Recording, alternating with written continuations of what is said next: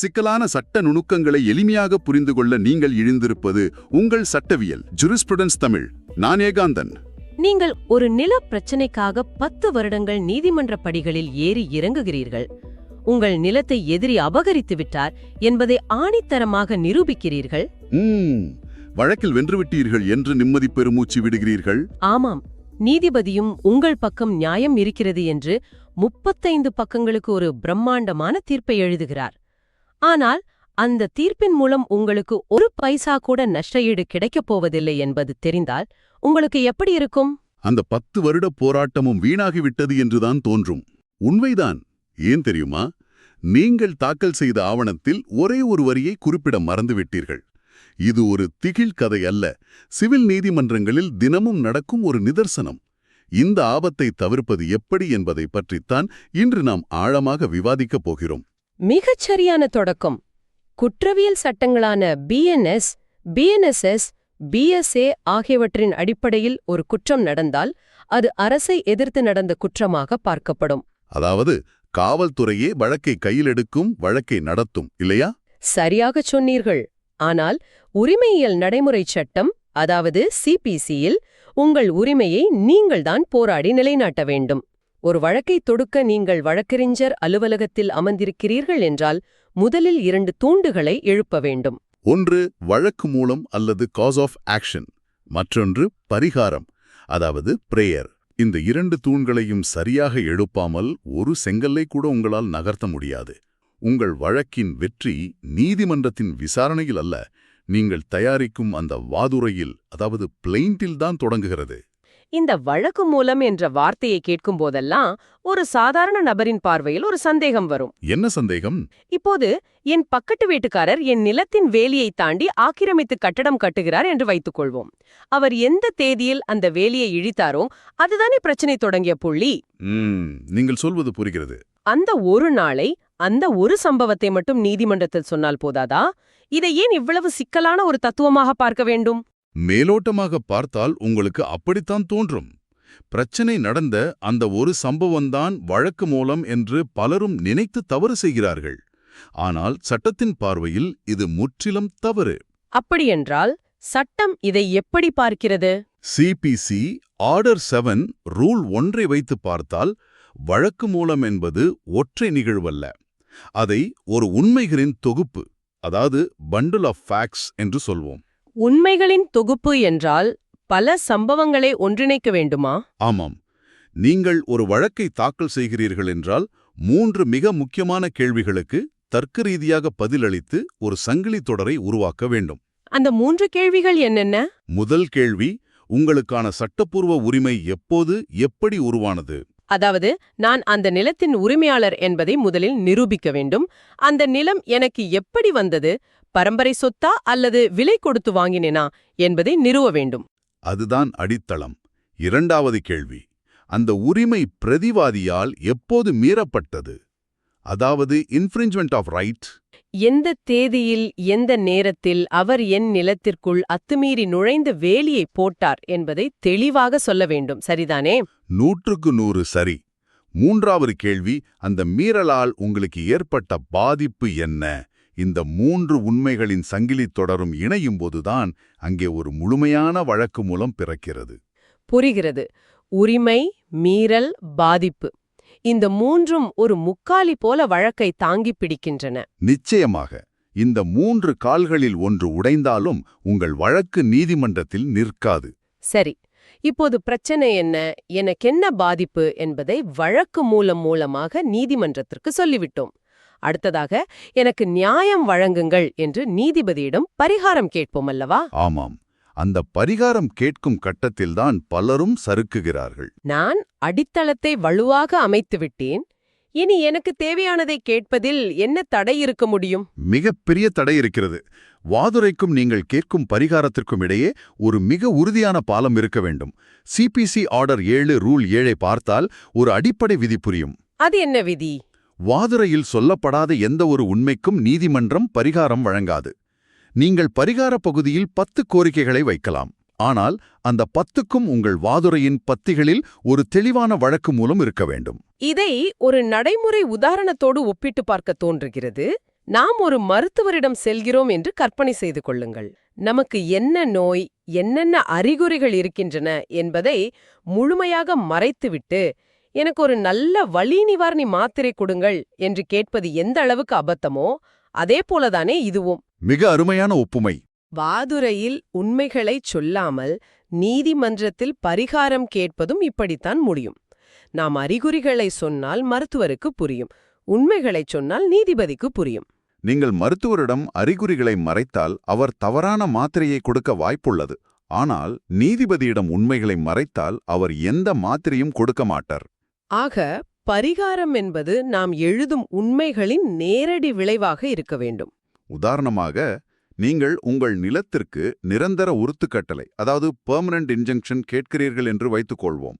என் நிலத்தில் அவர் நுழையக்கூடாது என்று பரிகாரம் கேட்கிறீர்கள். ஆமாம், அது நியாயமான கோரிக்கைதானே. கோரிக்கை நியாயமானதுதான்.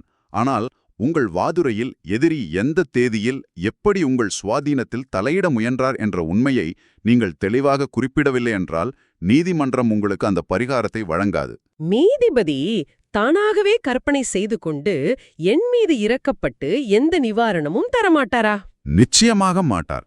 வாதுரையில் இல்லாத எதற்கும் பரிகாரம் கிடையாது என்பதுதான் சட்டம். சரி, ஒருவேளை நான் வாதுரையில் எல்லா உண்மைகளையும் தெளிவாகச் சொல்லிவிட்டேன், ஆனால் கடைசியில் பரிகாரம் கேட்கும்போது என் பதற்றத்திலோ அல்லது என் வழக்கறிஞரின் கவனக்குறைவாலோ எனக்கு தேவையான ஒன்றை கேட்க மறந்துவிட்டேன் என்று வைத்துக்கொள்வோம். இது பலரும் செய்யும் சாதாரண பிழைதான். அதற்காக பிறகு ஒரு புதிய வழக்கு போட்டு அதை கேட்டுக்கொள்ளலாம் தானே? இது பெரிய குற்றமா என்ன? இல்லை, நீங்கள் அப்படி மீண்டும் வந்து கேட்க முடியாது. இதுதான் சிவில் சட்டத்திலேயே மிக ஆபத்தான பொறி என்று சொல்லப்படும் சிபிசி ஆர்டர் 2 ரூல் 2. பொறி என்கிறீர்கள். அப்படியென்றால் நான் விட்டு போனதை மீண்டும் கேட்கவே முடியாதா? முடியாது. நீங்கள் கவனக்குறைவாக விட்ட அந்த பரிகாரத்தை மீண்டும் ஒருபோதும் கேட்க முடியாது. பல வழக்குகளை ஆரம்பத்திலே சாகடிக்கும் ஒரு பிரம்மாஸ்திரம் இது. இதனுடைய அடிப்படை விதி என்னவென்று கொஞ்சம் விளக்க முடியுமா? ஒரே வழக்கு மூலத்திலிருந்து பிறக்கும் அனைத்து பரிகாரங்களையும் நீங்கள் ஒரே வழக்கிலேயே கேட்டுவிட வேண்டும். இதுதான் அந்த விதி. இது கேட்கவே மிகவும் கொடூரமான விதியாக இருக்கிறதே. நீங்கள் சொல்வதை பார்த்தால் நான் என் நிலத்தை ஒருவன் ஆக்கிரமித்து விட்டான் என்று வழக்கு தொடர்கிறேன். சரி. என்னுடைய பிரதான நோக்கம் எப்படியாவது அந்த நிலத்தை அவனிடமிருந்து மீட்பதாகத்தான் இருக்கும்.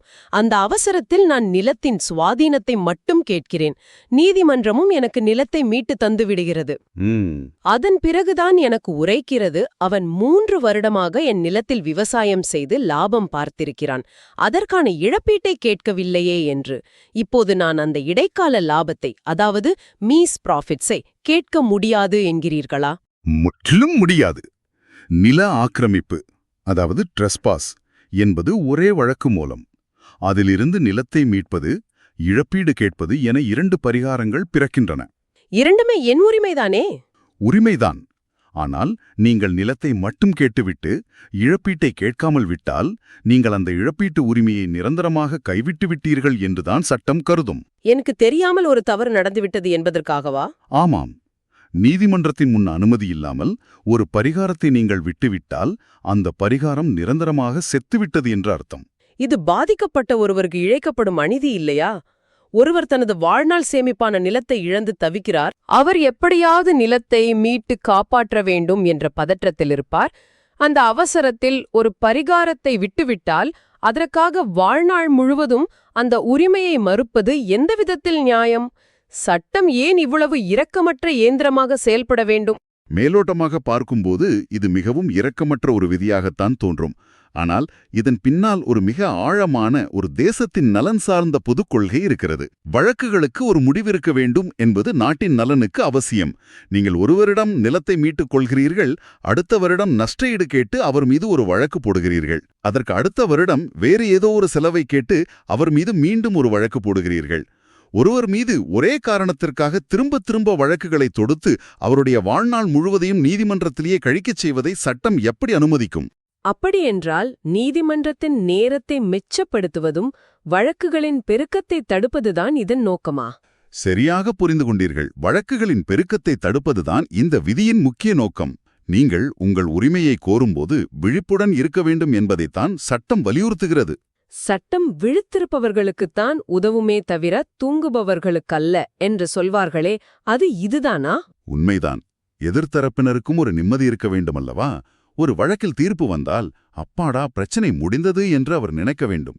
நீங்கள் சொல்வது ஒரு வகையில் தர்க்கரீதியாகச் சரியாகத்தான் படுகிறது. விழிப்புடன் இருக்க வேண்டியது வழக்காடுபவரின் கடமை. ஆமாம்.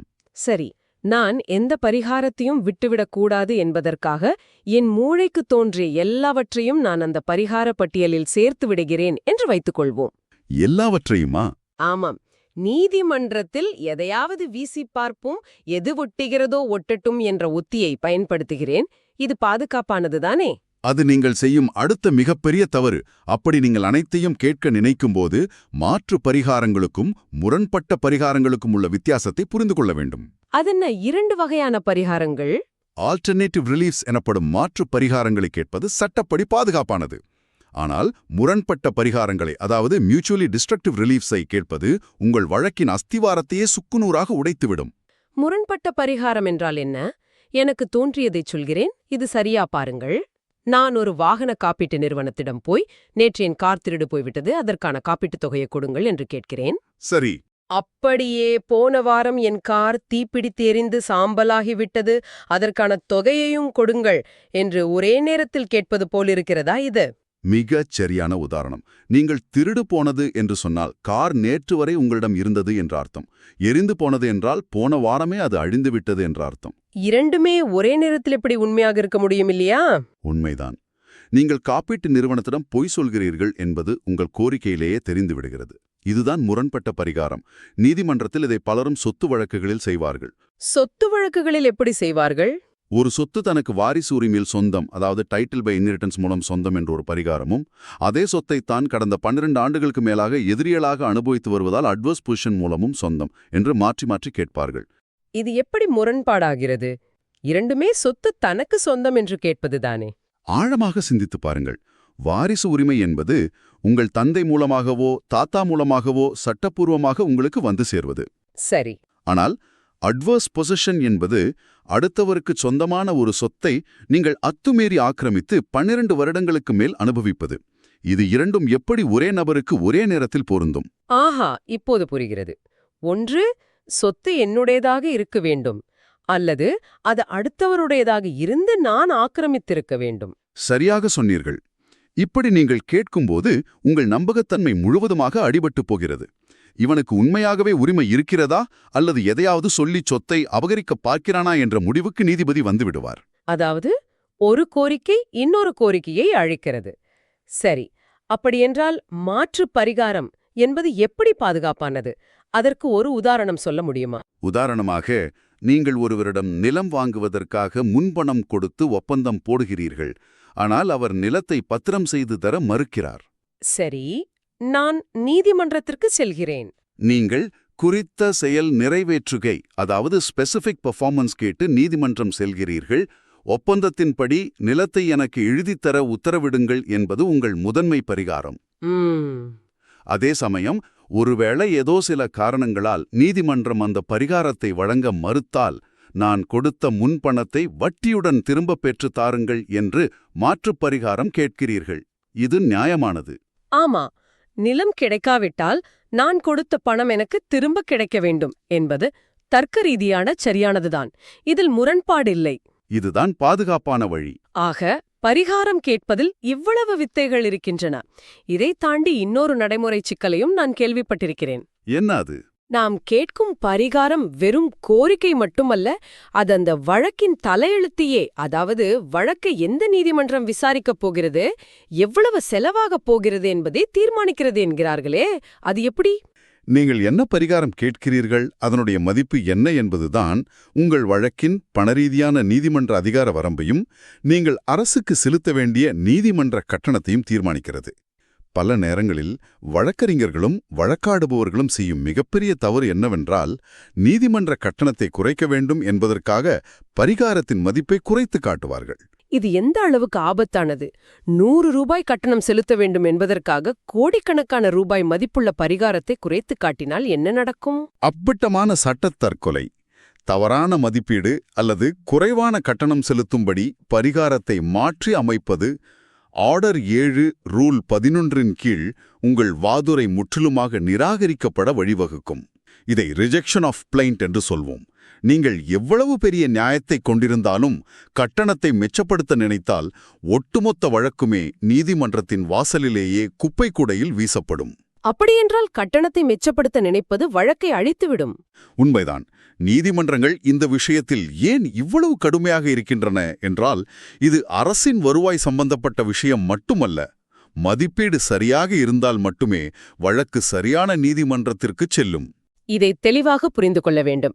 பல வழக்கு மூலங்களை நாம் ஒன்றிணைக்கிறோம் என்று வைத்துக் கொள்வோம். சரி. எனக்கும் என் உறவினருக்கும் இடையில் பல பிரச்சனைகள் இருக்கின்றன.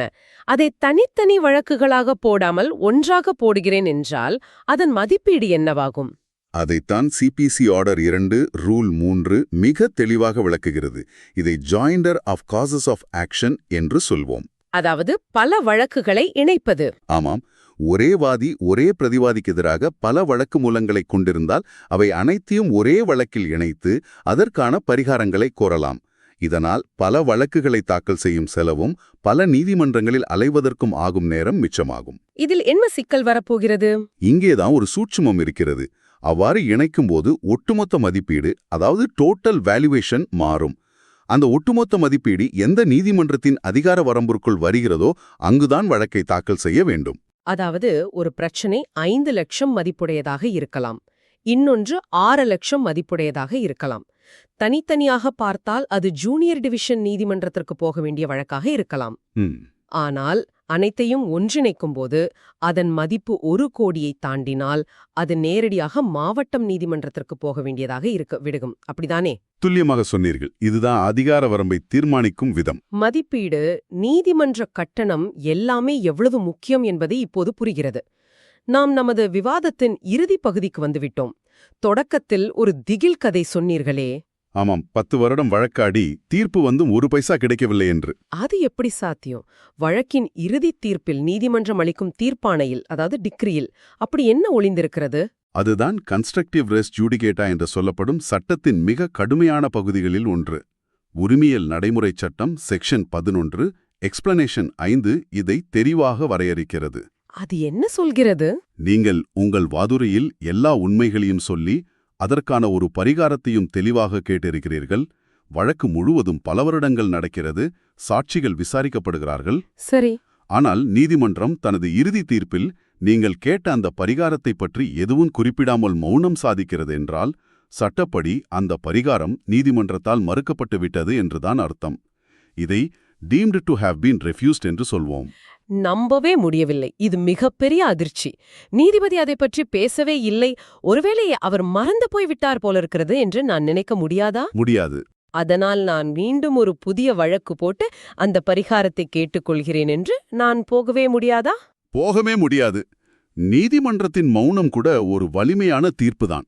நீதிபதி மௌனமாக இருந்தால் அவர் உங்கள் கோரிக்கையை நிராகரித்து விட்டார் என்பதுதான் சட்டத்தின் விளக்கம். எனவே தீர்ப்பாணை வந்தவுடன் நாம் கேட்ட அனைத்தும் அதில் சொல்லப்பட்டிருக்கிறதா என்பதை உறுதி செய்வது ஒவ்வொரு வழக்கறிஞரின் தலையாய கடமை.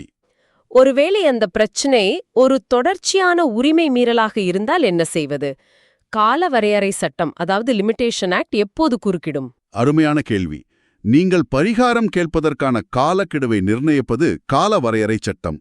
வழக்கு மூலம் எப்போது முதலில் உருவானது என்பதை வைத்து இந்த கெடு தொடங்கும். சரி. கெடு கிடைக்கும். இதை உங்கள் பரிகாரத்தில் தெளிவாக இணைக்க வேண்டும். ஓஹோ. அதனாலதான் வழக்கறிஞர்கள் எல்லாவற்றையும் எழுதிவிட்டு கடைசியில ஒரு பொதுவான வரியை சேர்க்கிறார்களா? சரியாக கவனித்திருக்கிறீர்கள். நாம் மனிதர்கள் எவ்வளவு கவனமாக இருந்தாலும் சில விஷயங்களை எழுத மறந்துவிடலாம். ஆமா. அதனால்தான் பரிகாரப் பகுதியின் முடிவில் இவ்வழக்கின் தன்மைக்கும் சூழ்நிலைக்கும் ஏற்ப நீதிமன்றம் உசிதமென கருதும் வேறு எந்த பரிகாரத்தையும் வாதிக்கு ஆதரவாக வழங்க வேண்டும் என்ற ஒரு பொதுவான பரிகாரத்தை கேட்பார்கள். இதை ஜெனரல் ரிலீஃப்ஸ் என்று சொல்வோம். எந்த பரிகாரத்தையும் வழங்கலாம் என்பது ஒரு பாதுகாப்பு கவசம் போல செயற்படும். முற்றிலும் உண்மை. இது பல நேரங்களில் அந்த பொறியிலிருந்து தப்பிக்க உதவும். இது ஒரு சிலிர்ப்பான சட்டப்பயணம். இந்த உரையாடலை தொகுத்து பார்க்கும்போது ஒரு விஷயம் எனக்கு தெளிவாக புரிகிறது. வாதுரையில் நாம் எழுதும் உண்மைகள் ஒரு உடலின் நரம்புகள் என்றால், வழக்கு மூலம் என்பது அதன் இதயம், பரிகாரம் என்பது அந்த உடல் செய்ய வேண்டிய செயல். நரம்புகள் சீராக இருந்து இதயம் சரியாக துடித்தால் மட்டுமே அந்த உடல் தன் இலக்கை நோக்கி செயல்படும்.